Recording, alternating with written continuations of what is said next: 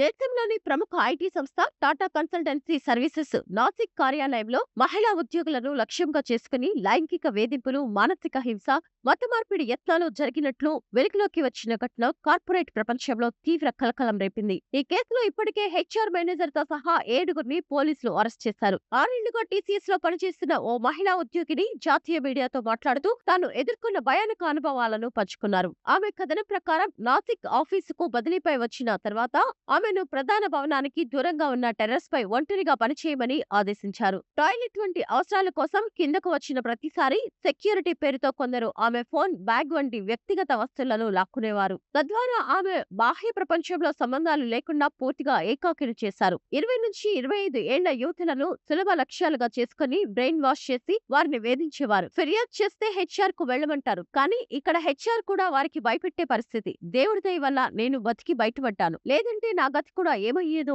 అని ఆమె తీవ్ర ఆవేదన వ్యక్తం చేశారు. ఈ వేధింపుల పర్వం 2021 నుంచే కొనసాగుతుందని మరో కాంట్రాక్ట్ ఉద్యోగి ఆరోపించారు. హిందూ అమ్మాయిలను ప్రేమ పేరుతో వలవేయండి, పెళ్లి చేసుకోండి, మతం మార్చండి అని ప్రోత్సహించేవారు. ఇందుకు డబ్బు కూడా ఆశ చూపేవారు. హెచ్ఆర్ మేనేజర్ కు కూడా ఈ వ్యవహారంలో ఫండ్స్ అందేవి అని ఆయన తెలిపారు. ఈ కేసులో ఫిబ్రవరి 2022 నుంచి మార్చి 2026 మధ్య కాలంలో 8 మంది మహిళా ఉద్యోగులు 9 వేర్వేరు ఫిర్యాదులు చేశారు. మానసిక, లైంగిక వేధింపులు, పెళ్లి పేరుతో శారీరక సంబంధాలు, అసభ్యంగా తాకడం, మతాన్ని కించపరచడం వంటి తీవ్రమైన ఆరోపణలు ఇందులో ఉన్నాయి. ఒక పురుష ఉద్యోగిని బలవంతంగా నమాజ్ చేయించి అతని మతాన్ని అవమానించినట్లు కూడా ఫిర్యాదు అందింది. ఈ ఘటనపై నాసిక్ పోలీసులు ప్రత్యేక దర్యాప్తు బృందం ఏర్పాటు చేసి విచారణ చేపట్టారు. ఇప్పటికే డానిష్ షేక్, తౌసీఫ్ అట్టర్, రాజా మేనన్, షారుఖ్ కుషేరి, షఫీ షేక్, ఆసిఫ్ అఫ్తాబ్ అన్సారీలతో పాటు హెచ్ఆర్ మేనేజర్ నితా ఖాన్ ను అరెస్ట్ చేశారు. అరెస్ట్ అయిన వారందరినీ టీసీఎస్ సస్పెండ్ చేసి నాసిక్ ఆఫీస్ ఉద్యోగులకి వర్క్ ఫ్రం హోం ప్రకటించింది. Tata sons chairman